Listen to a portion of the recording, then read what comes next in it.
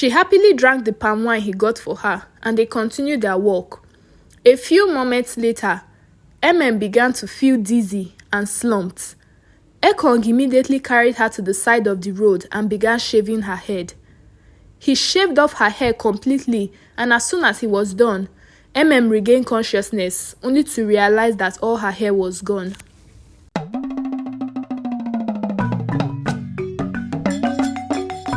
A long time ago, in a small kingdom in the southern part of Nigeria, lived a king and queen who ruled over their people. They both loved and cared for the people so much and also had the interest of the villagers at heart.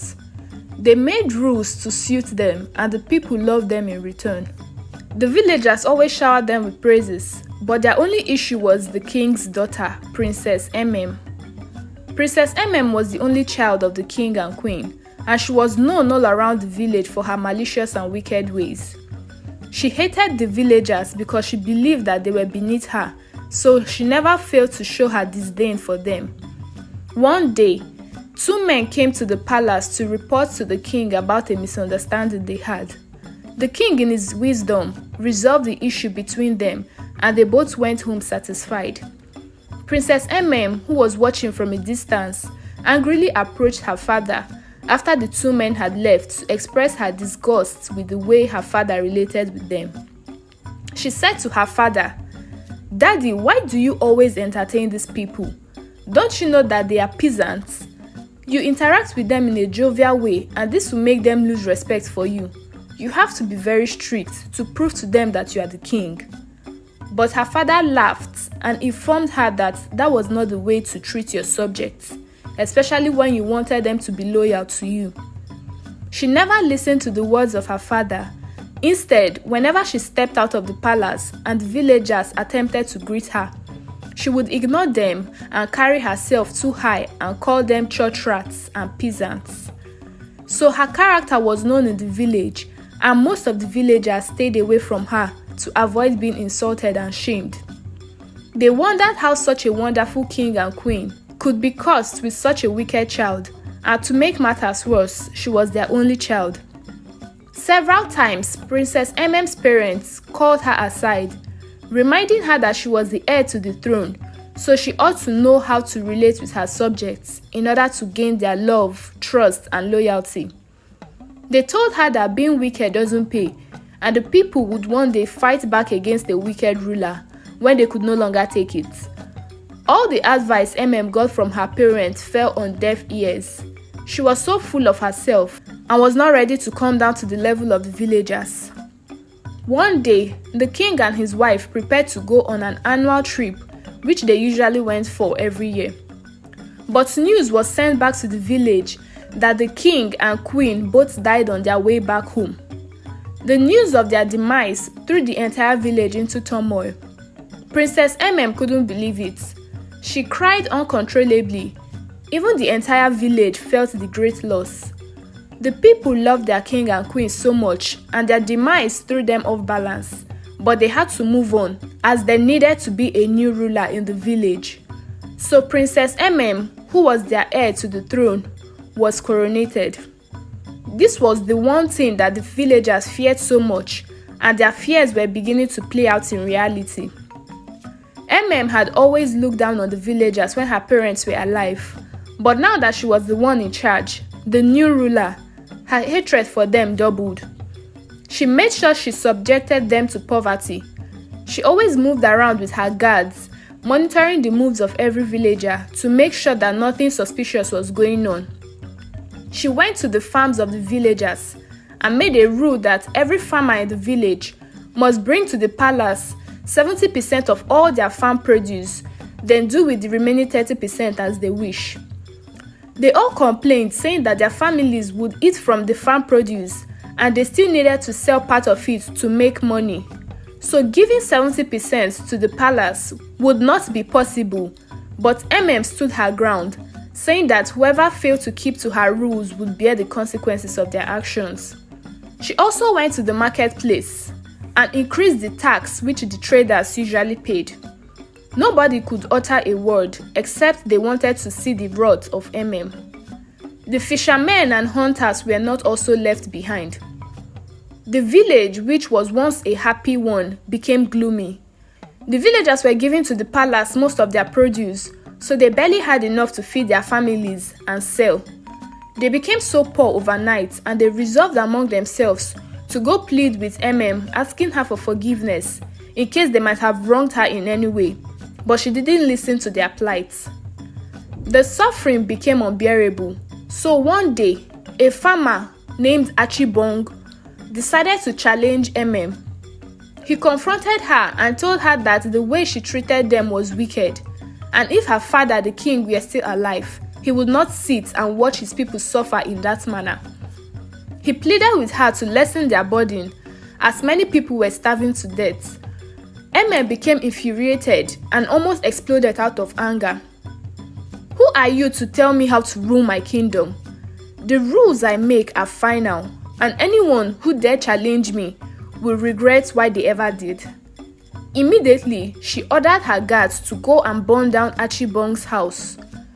The entire villagers were shocked, including Achibong. He began pleading with to forgive him, that he would never make the mistake of challenging her again, but it was too late. She also ordered her guards to kill Achibong. The whole village went quiet.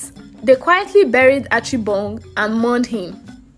After experiencing what did to Achibong, no one dared cross her path again. The following months were tough for them. They all just suffered in silence so they don't become her next victim. Was a beautiful woman with very long hair, but her looks were nothing compared to her character.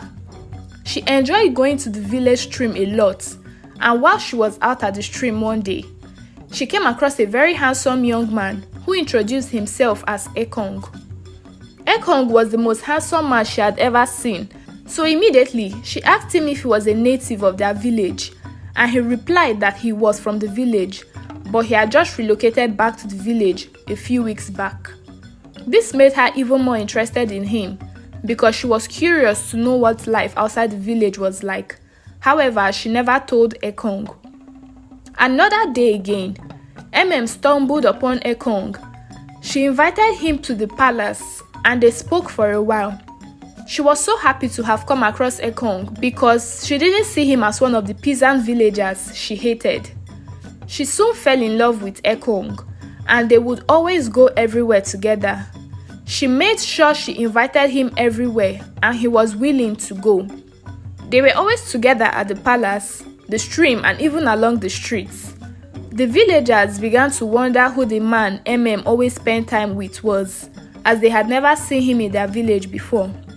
One day, while Ekong and were taking their evening stroll as usual, she came across some beggars sitting along the road in their usual spots. The sight of them infuriated her so much that she ordered them to leave there immediately. She made a new rule that she never wanted to see any beggar sitting along the road anymore. Normally, her late father, the king, would have created a solution for the beggars, but made rules without creating alternative solutions. Her rudeness to the beggars baffled Ekong, and by the time they left that place, he told her that he didn't like the way she spoke to the beggars. But in her usual words, she called them peasants and reminded Ekong that she was the queen and she could speak to anyone however she liked. and Ekong's love blossomed and grew, and within a few months, was making plans for she and Ekong to get married.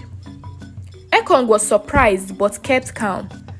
He reminded her that in order for them to rule the people effectively as king and queen, needed to change her ways and become more compassionate to the villagers. Else, one day, they would fight back against them. But laughed at what Ekong said. He was surprised and wondered what was so funny. She told him that no one could fight against her as she had it all under control. "What do you mean?" Ekong asked curiously. Opened up to him that she knew that her actions could make the people revolt against her. So after the death of her parents, she went to a powerful sorceress to empower her and to prevent her people from fighting against her. The sorceress gave her a magical substance in which she rubbed in her hair, so the power she had was all in her hair, and this was what made her hair begin to grow uncontrollably. Her hair grew so long, and that was why she had the audacity to act however she liked, and none of the villagers could stand up against her, as they didn't know that her power was in her hair. She also mentioned to Ekong that the only way for her to lose the power was for her hair to be cut off. Ekong's eyes widened in shock. He couldn't believe all he heard. She promised him that the moment they got married and started ruling the kingdom together, Ekong would also start applying the substance in his hair so that they would both be powerful leaders. Ekong saw that she had great plans for him and was happy about that. He assured her that he couldn't wait to get married to her so they would rule together. Later that night at his hut, he couldn't stop thinking about what told him earlier that day. It was still so shocking to him. Despite his surprise, he still kept hanging out with her. One fateful day as usual, he asked to go for a walk with him, but without the palace guards. She wondered why he wanted them to go without the guards, but she didn't hesitate. While they were out, he bought her a cup of palm wine from a roadside seller, sprinkled some substance into it without her notice, and gave her to drink. She happily drank it, and they continued their walk. A few moments later, began to feel dizzy and slumped. Ekong immediately carried her to the side of the road and began shaving her head. Passers-by were shocked at the sight of what Ekong was doing to their queen, but they cared less about her, so they all just watched in amazement. If the palace guard had gone with them on the walk, they would have done something to stop Ekong from shaving off Mm's hair. Ekong knew this. That was the reason he asked that they went alone.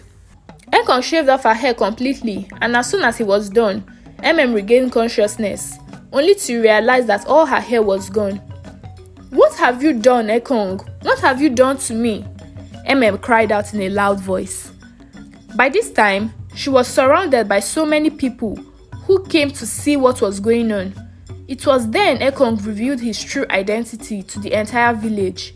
He explained that he had been living in the city for years, but came back to the village on hearing about the death of his father. His father was Achibong, the man who burned down his house and eventually killed because he was bold enough to stand up against her. And the villagers were surprised. They never knew Achibong had a son in the city. Ekong swore to avenge the death of his father and to make pay for all her evil ways. That was the reason he became close to her and pretended to be in love with her. At this point, the eyes of the villagers were now open as they realized that they had been hypnotized all this while. That was the reason none of them could fight back against the queen. Also knew that Ekong had played a fast game on her and her time was up. Her palace guards were not there to save her, nor fight for her. All she could do was cry and wish she had never trusted Ekong. Ekong ordered that they bundled her up and locked her in the dungeon, where she punished any villager who broke her rules. The villagers were so grateful to Ekong for standing up against her and fighting for them. And since the village was without a king or an heir to the throne, they crowned Ekong as their new king and asked that he led them as he was deserving of the position. From that day henceforth, the kingdom began to live in peace and harmony once again, as they once did before. The moral lesson of this story are never to look down on others, irrespective of their status in the society. We should treat everyone with love and respect. We can also learn that exploiting others never pays at the long run. I hope you enjoyed watching this video. Please don't forget to give it a big thumbs up, comment, subscribe, and turn on your post notification to get notified when next I post a new video. Bye!